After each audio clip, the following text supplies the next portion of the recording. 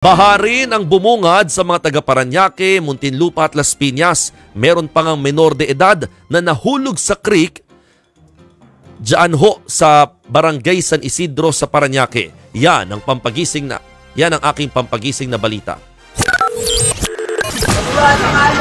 Halos hanggang dibdib ang baha sa Barangay San Isidro, Parañaque. Sa lalim ng tubig, may nakalutang na ring sasakyan. It's so lubog. Sa bahagi naman ng Kanaynay Avenue, stranded ang mga motorista. Nagdadalawang isip tuloy silang sumuong sa baha. Nakakadaan lang kasi dyan ang mga malalaking truck at ilang pedicab. Yung traffic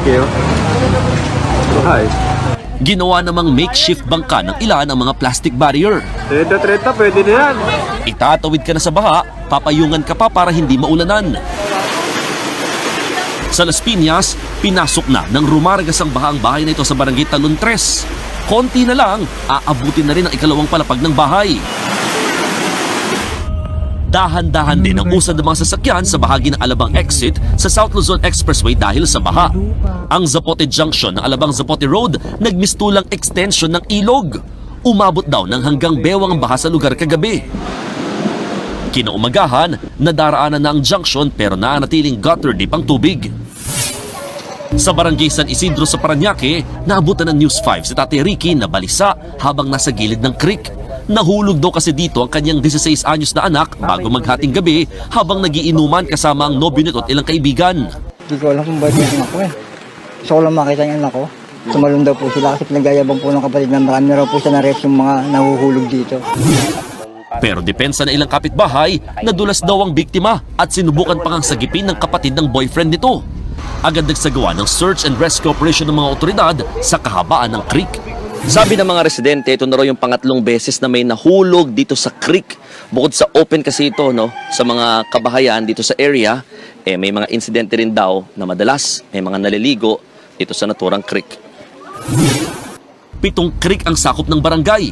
Isa riyan ang muntik nang umapaw kaninang madaling araw malapit sa covered court ng Riverville kung saan namamalagi ang halos 40 pamilyang nasunugan noong Biyernes. Kaya hindi maiwasang mangamba ng mga apektadong residente. Siyempre wala na kami nasisilungan. Tapos pati dito binabaha na kami. Yung yung tubig po, kunting-kunti na lang po, maabot na talaga kami dito. Dahil sa sobrang ulan kagabi. Paliwanag ng lokal na pamahalaan, nagsisilbing catch basin ng Parañaque ng mga tubig mula sa Las Piñas at Muntinlupa bago lumabas sa Manila Bay.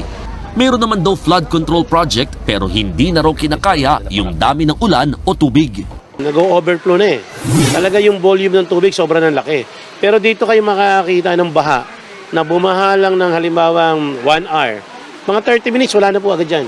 Kasi mga bilis po yung ating mga programa. Kaya lang talaga hindi natin makontrol yung dami ng tubig na binubuhos at dumadating sa atin. Nagbabalita mula sa frontline, Bon Gualvez, News 5.